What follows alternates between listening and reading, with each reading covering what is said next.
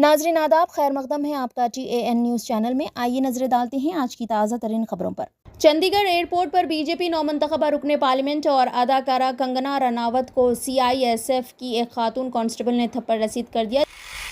तेलंगाना हुकूमत ने जियो 317 और 46 से मुताल्लिक मुलाजमीन के मसाइल के हल के लिए नया वेब पोर्टल शुरू करने का फैसला किया है।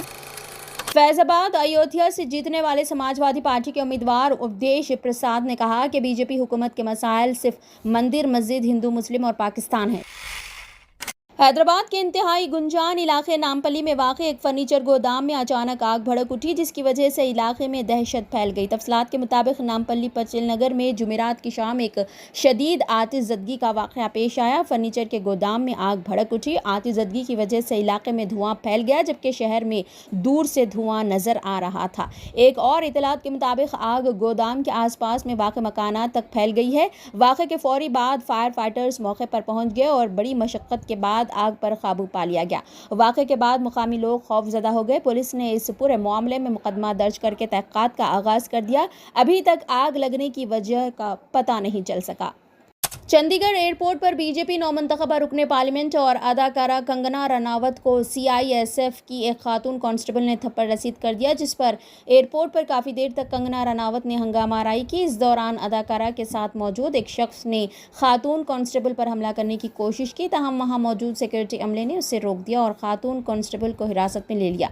इसी दौरान कंगना रनावत की जानिब से दी गई शिकायत में उन्होंने कहा कि वो चंडीगढ़ एयरपोर्ट पहुंची थी, उन्हें फ़्लाइट से दिल्ली जाना था।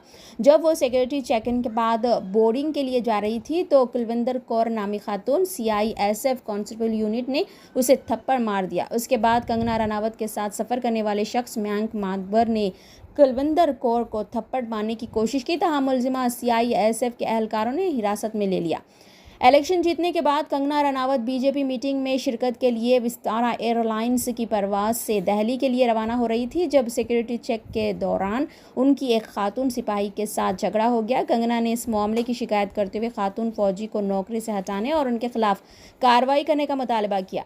कंगना ने सोशल मीडिया पोस्ट के जरिए बताया कि खातून ने उन्हें न सिर्फ थप्पड़ मारा बल्कि गाली गलौज भी की।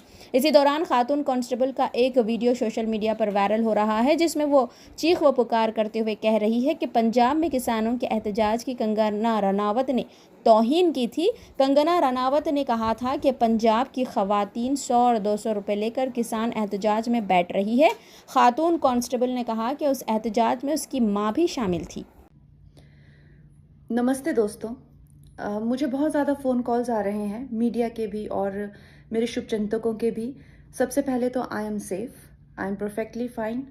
आज चंडीगढ़ एयरपोर्ट पे जो हादसा हुआ वो सिक्योरिटी चेक के साथ में हुआ। वहाँ पे मैं सिक्योरिटी चेक करके जैसे ही निकली तो दूसरे कैबिन में जो महिला थी, जो सुरक्षा कर्मचारी थी CISF की, उन्होंने उनके पास या उनको क्रॉस करने का इंतज़ार किया और साइड से आकर जो है मुझे मेरे फेस पे हिट किया और गालियाँ देने लगी। और जब मैंने उनको पूछा कि उन्होंने ऐसा क्यों किया, तो उन्होंने कहा कि वो फार्मर्स प्रोटेस्ट को जो है वो सपोर्ट करती हैं।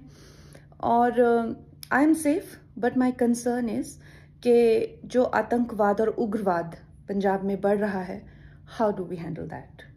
Thank you. तेलंगाना हुकूमत ने जियो 317 और 46 से मुताल्लिक मुलाजमीन के मसाइल के हल के लिए नया वेब पोर्टल शुरू करने का फैसला किया है। इस सिलसिले में हुकूमत ने मुलाजमीन से ख्वाहिश की है कि वो मज़कूरा जियो से मुताल्लिक अपनी शिकायत इस वेब पोर्टल पर करें। वाज़ेह है कि रेवंत रेड्डी ने चीफ मिनिस्टर के ओहदे का चार्ज संभालने के बाद जियो 317 और 46 के मुतासरीन को इंसाफ देने का वादा किया था। इस खुसूस में रियासती वज़रा दामोदर राज नरसिम्हा, श्रीधर बाबू और पूनम प्रभाकर की क़यादत में काबीनी ज़ैली कमेटी तश्कील दी गई। काबीना की ज़ैली कमेटी की हिदायत के मुताबिक एक नए वेब पोर्टल का क़याम अमल में लाया जा रहा है। फैजाबाद अयोध्या से जीतने वाले समाजवादी पार्टी के उम्मीदवार उपदेश प्रसाद ने कहा कि बीजेपी हुकूमत के मसाइल सिर्फ मंदिर, मस्जिद, हिंदू, मुस्लिम और पाकिस्तान है, जबकि हमारे मुल्क को दरपेश असल मसाइल महंगाई और बेरोज़गारी है। देश प्रसाद ने जुमेरात को लखनऊ में सहाफ़ियों से बात की। उन्होंने कहा कि मुल्क भर में करोड़ों नौजवान बेरोज़गार हैं और 7 लाख नौजवान पुलिस फोर्स में शामिल होने इम्तिहानात की तैयारी के लिए जिद्दोजहद कर रहे थे। ऐसे में पर्चे सवालात लीक हो गया है।